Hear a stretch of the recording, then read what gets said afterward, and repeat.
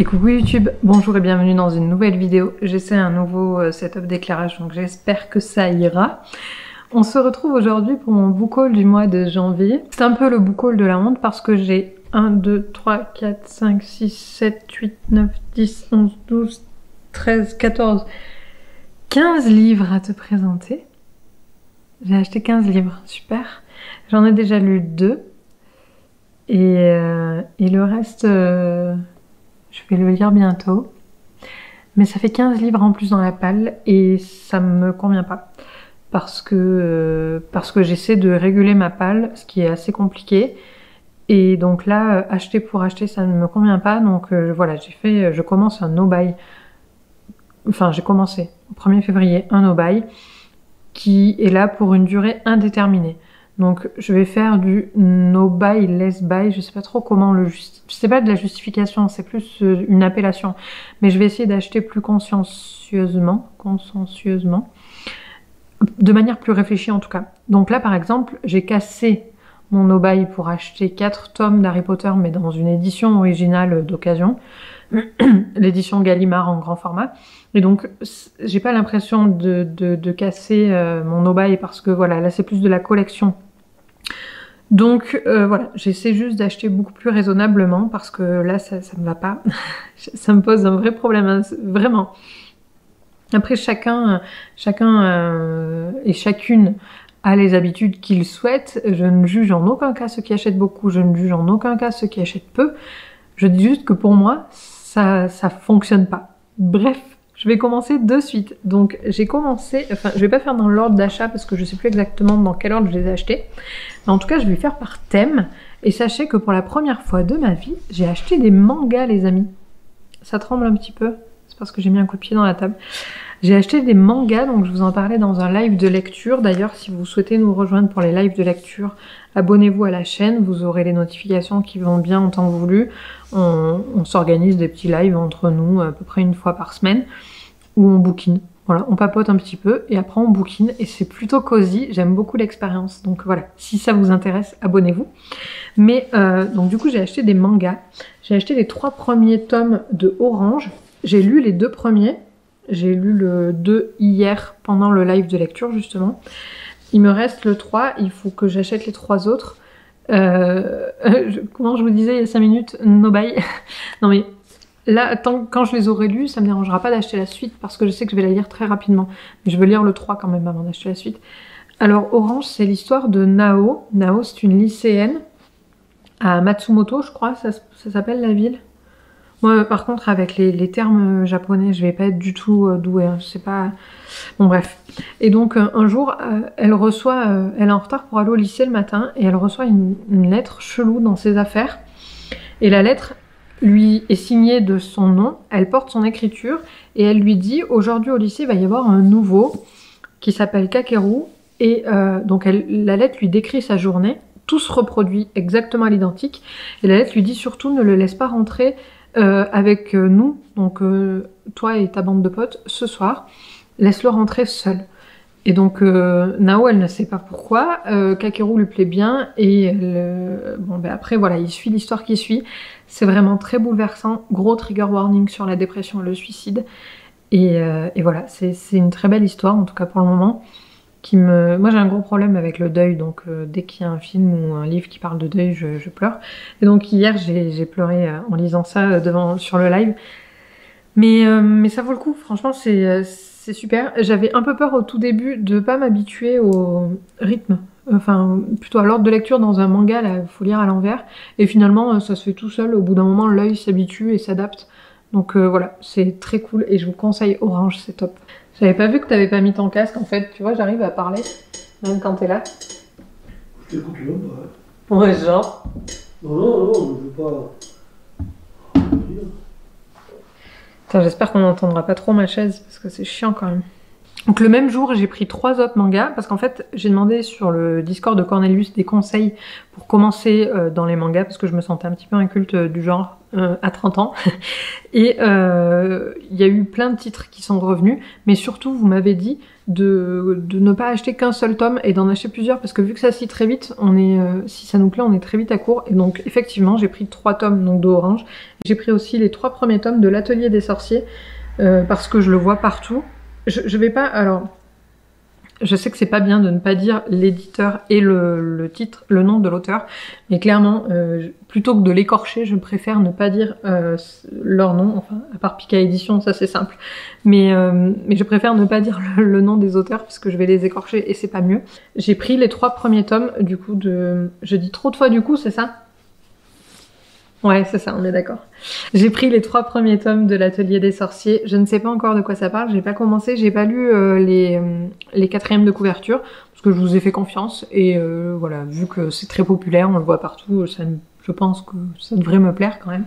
Donc je vous fais confiance, je n'ai pas lu les 4e de couverture, et je ne peux pas vous dire de quoi ça s'agit. Et les dessins dans Orange aussi. Alors on va continuer avec de la VF, parce qu'après j'ai de la VO, et surtout on va continuer... En dehors de la fantaisie, j'ai pris le livre des Baltimore de Joël Dicker aux éditions de Fallois Poche, parce que j'ai La vérité sur l'affaire Henri Kébert en poche. Et clairement, c'est des très bonnes lectures qui durent vraiment longtemps. Donc niveau rapport temps-prix en poche, c'est vraiment royal. En revanche, en grand format, franchement, c'est un peu cher. J'ai offert l'énigme de la chambre 622 à l'une de mes tantes pendant le premier confinement.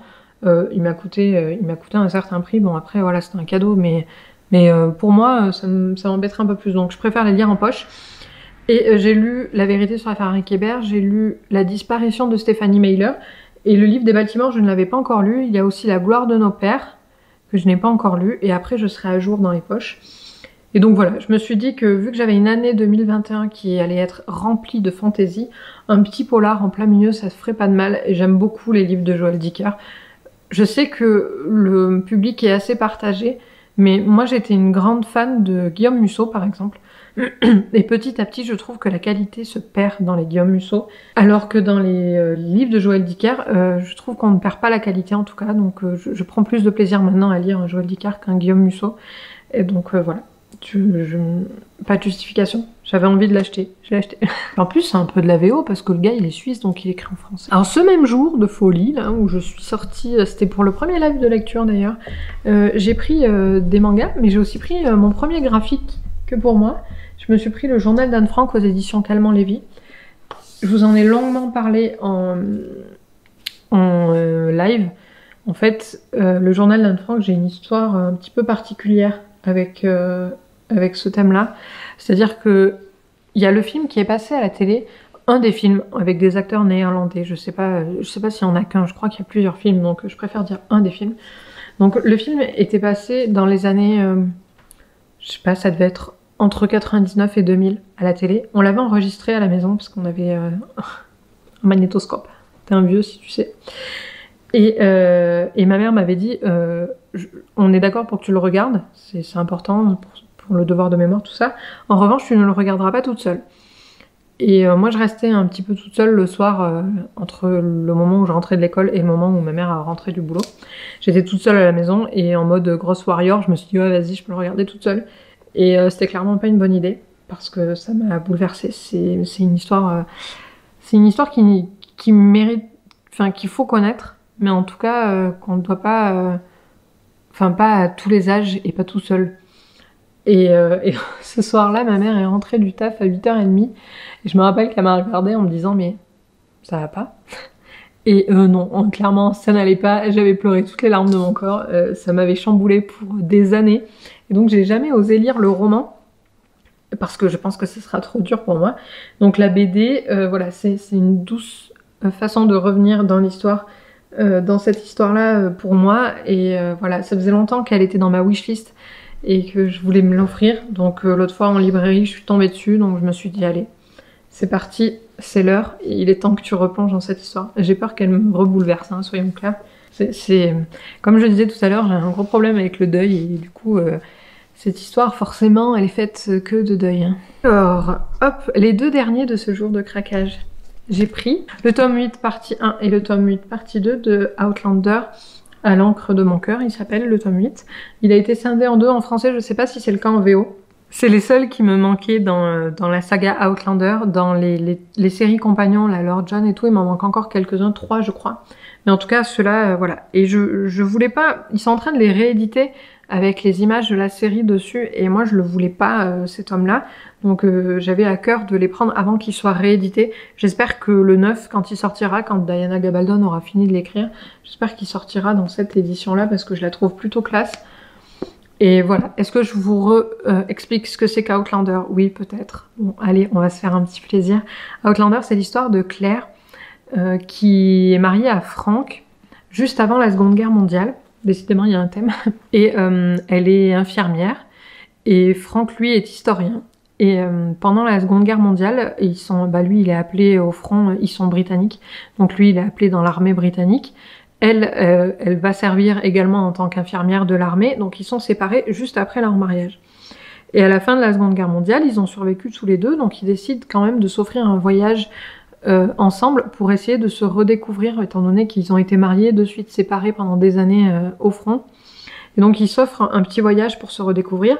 Et Frank, lui, donc il est historien et il a des origines, dans son arbre généalogique, il a un ancien général anglais, des dragons anglais, et donc qui a servi pendant la guerre d'indépendance de l'Écosse.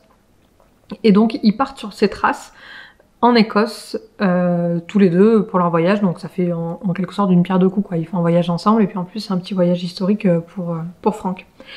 Et par un événement fortuit, Claire se retrouve projetée 200 ans en arrière, en plein milieu de la guerre d'indépendance de l'Écosse. Et voilà, et c'est le début de l'histoire. Alors, les Outlanders sont souvent classés dans les rayons SFFF, dans les librairies, mais franchement, mis à part cette histoire de voyage dans le temps, en tout cas jusqu'au tome 5,5 là où j'en suis, il n'y a pas d'autre histoire fantastique. Donc ça s'apparente plus à du roman d'amour historique que de la SFFF. J'ai jamais compris trop pourquoi... ok, il y a ce passage de voyage dans le temps, mais c'est ça sur une saga qui est énorme, donc ça ne justifie pas ça, quoi. Bref, c'est une saga que j'aime de tout mon cœur, même si les tomes du milieu, là, sont le 5 notamment, est beaucoup plus lent. Je sais que je vais continuer parce que j'aime retrouver Claire et Jamie, parce que je pense que vous savez à peu près tous que dans son voyage dans le temps, elle va rencontrer Jamie, qui est un Écossais. Et voilà, j'ai toujours à cœur de les retrouver, ça me fait toujours plaisir. On va terminer avec la VF, et comme ça, après, je vous présenterai de la VO anglaise. J'avais précommandé au mois de janvier un livre d'un créateur de contenu que j'aime particulièrement, qui s'appelle Alexis Minkela, qui est hôte du podcast Tribu Indé, donc sur les indépendants. Et il nous a écrit un petit livre pour nous, les bébés freelance. Donc pour moi, justement, ça tombe très bien, parce que je me suis lancée en freelance en janvier, donc c'était parfait. Et donc il s'appelle Freelance, l'aventure dont vous êtes le héros. Et construire son offre, mieux vendre, s'épanouir au quotidien. Et donc autant pour le soutenir que pour m'apporter à moi une compétence particulière, j'avais envie de précommander ce livre. Voilà. Donc là en ce moment je suis les breaks indés par exemple qu'il avait organisé en partenariat avec la banque Shine. Et c'est toujours un plaisir, j'aime beaucoup le contenu d'Alexis, en plus de ça il est super sympa, très abordable sur les réseaux, vous lui envoyez un MP, il vous répond, et c'est top, c'est pas une star quoi, si c'est une star dans nos cœurs de freelance, mais c'est pas une star dans sa tête, et ça c'est top. Je pense qu'un de ces quatre, je vous ferai une pile à lire de mes livres de freelance que j'aimerais lire cette année, pour démarrer mon activité. N'hésitez pas à me dire en commentaire si ça vous intéresse, si vous êtes aussi dans cette situation, ou si vous avez envie de le devenir. Voilà, je pense que ça peut être sympa de parler un petit peu d'autre chose aussi. Voilà, pour ceux qui sont là pour la fantaisie, je vais pas vous faire l'affront de parler plus longtemps de ce bouquin, mais je suis sûre qu'il sera génial. Ensuite, on passe à la VO. Et alors là, je vais commencer petit, on finira gros. Petit parce que c'est des formats poche en fait, je ne pensais pas. Donc vous le savez depuis quelques temps, si vous êtes sur la chaîne, sur Insta, sur le Discord ou dans les lives, on a une jeune femme dans la communauté qui s'appelle Rachel et qui a tendance à nous pousser à acheter certains des titres qu'elle apprécie, notamment un titre qu'elle a fait découvrir à beaucoup d'entre nous, parce que moi je ne connaissais pas du tout, c'est La tapisserie de Fiona Var. Donc c'est une trilogie. Et moi, j'ai pas voulu prendre l'intégrale française parce que j'aimais bien ces couvertures qui sont vraiment... On en parlait avec Lily Temple sur Insta. C'est vraiment différent de ce qu'on voit d'habitude. Et je sais pas, elles m'ont plu. Mais du coup, c'est une version poche un peu chelou. C'est écrit vraiment... Enfin, c'est comme mes... Je vais arriver à finir une phrase peut-être. C'est écrit tout petit, hein, enfin, c'est écrit un peu... Enfin, il n'y a pas d'aération quoi. Un peu comme dans ma version de Song of Ice and Fire, donc les Game of Thrones. Mais bon, c'est une trilogie que nous allons lire en lecture commune sur la chaîne au mois de juillet pour fêter l'anniversaire de Rachel. Du coup, c'est un moyen de lui rendre, comment dire, honneur. De lui faire plaisir en tout cas, et voilà, je ne sais pas du tout de quoi ça parle. Je sais qu'il y a un gros trigger warning sur le viol, en tout cas, comme dans Outlander, donc faites attention. Je suis obligée de le mentionner pour ceux que ça peut triggerer, quoi. Ça se dit pas en français, mais vous avez compris. Mais voilà, j'ai très hâte de le lire, hormis ça. Et de faire honneur à ce conseil que nous a fait Rachel. D'ailleurs, on le voit, c'est génial la répercussion qu'a cette propagande en quelque sorte sur les réseaux, parce qu'on le voit arriver de partout sur Instagram, et ça fait trop plaisir de voir qu'on arrive à influencer les gens.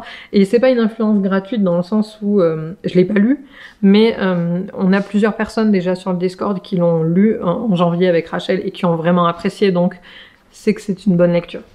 Et alors là, on finit en beauté avec mon petit bébé qui est arrivé ce matin. Petit gros bébé. Ah, je vous l'ai caché.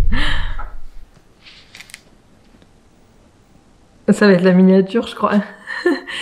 J'ai reçu donc The Way of Kings, le tome 1 des archives de Rochard, en hardback VO. Il vient d'être réédité par les éditions Gollant. Donc il n'est pas arrivé en mode nickel, mais on va essayer de faire en sorte de caler la jaquette entre plusieurs livres à plat, pour qu'elle se remette d'aplomb, parce que j'ai pas envie de le renvoyer. Franchement, ça a déjà été tellement galère pour l'avoir.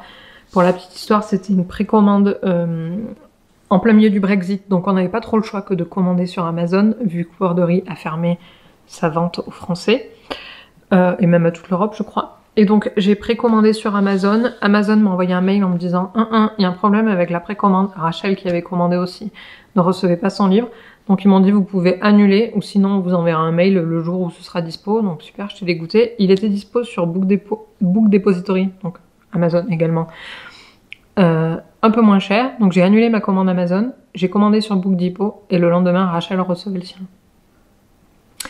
Voilà, en sachant qu'elle avait eu exactement le même mail que moi. Mais bon, c'est pas grave. L'essentiel, c'était de l'avoir. Il est vraiment beau. Franchement, je crois que c'est mon premier hardback en VO. Je suis émue. C'est con, c'est comme bouquin. Mais c'est Sanderson, quoi. Là, il y a tout la liste des livres de Sanderson. Et puis l'objet... Je vais vous montrer la carte. Je suis comme dans le vlog que vous verrez vendredi, où je déballe mon carton. Je suis incapable de parler et de finir une phrase tellement je suis émue. Genre la carte. La beauté de l'objet livre. Faut que je vous montre une illustration parce qu'il y en a, elles sont vraiment classe. Regardez-moi ça. C'est pas trop beau? Non, il est trop beau. Franchement, je suis trop contente. Je suis comme une ouf. Celui-là, je sais pas si je vais la noter par exemple. J'aurai un peu plus de mal là pour le coup à la noter.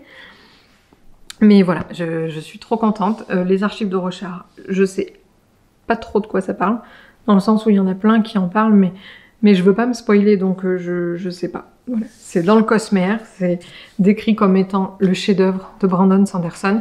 Pour ceux qui ont aimé Mistborn et Elantris, franchement, on vous conseille pas mieux. Et je profite de ce post-là pour vous rappeler qu'on va faire une lecture... Oh là là, la jaquette. Elle a pris cher quand même. Donc je vous rappelle qu'on va faire une lecture commune de Warbreaker au mois de mars sur la chaîne. Je fais la vidéo d'annonce la semaine prochaine, donc vous aurez toute l'organisation qui arrivera. Mais je suis trop fière, je pense que je vais lui faire des câlins. J'adore, il est trop beau. Ah, il faut que je vous montre sans la jaquette comment il est. Il est un peu, vous savez, comme les Six of Crows en version collector là. Il est rouge. Oh là là, c'est beau. Je regarde mon retour caméra juste en dessous. C'est pas trop de toute beauté ça les gars? Moi je trouve que si. Oh, Je suis trop contente. Voilà, c'était mon book haul du mois de janvier 2021. J'espère qu'il vous a plu. Dites-moi en commentaire si vous avez craqué aussi ce mois-ci, si vous pensez faire du no-buy ou quelles sont vos habitudes d'achat. Je suis très curieuse de savoir tout ça. Je vous fais de gros bisous. Je vous dis à vendredi dans un reading vlog et à dimanche pour un nouveau live de lecture. Allez, salut!